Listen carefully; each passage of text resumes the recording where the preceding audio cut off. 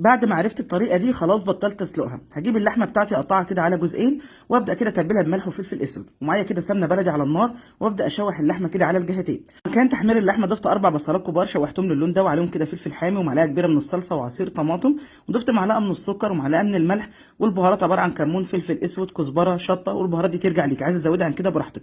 وضفت الرز معايا، وكده الخلطه بتاعتي جاهزه معايا تمام. باقي كميه البصل ضفت عليه ملح وفلفل اسود ودعكته كويس جدا، ضفته كده على الخلطه وعليه الخضره، وفي نفس الحله ضفت كده شرايح من الطماطم والبصل والفلفل وتبلتهم بملح وفلفل اسود، وكده جاهزين معايا تمام. هرص كده اللحمه اللي انا شحتها معاكم في البدايه، والكرنب بتاعنا هنبدا دلوقتي نحشيه مع بعض. الاكله كلها في حله واحده. هنلف الصابع كده، عايزه اقول لك الطريقه دي سهله جدا جدا، لو حابه تعمليها تلف الصابع مره واحده زي ما انت شايفه كده وتقطعيه، طبعا المقاس ده يرجع ليك، او تلفيه على ايديكي براحتك خالص زي ما تحبي. وبرص فوق اللحمه بالشكل ده، وبنزل كده عليه بالشوربه المغليه، وبحط بس طبق كده عليه، واول ما يستوي معايا تمام بشيل الطبق، وبيبقى بالجمال والحلاوه اللي انتم شايفينها دي. اعتقد مفيش احلى ولا اجمل من كده.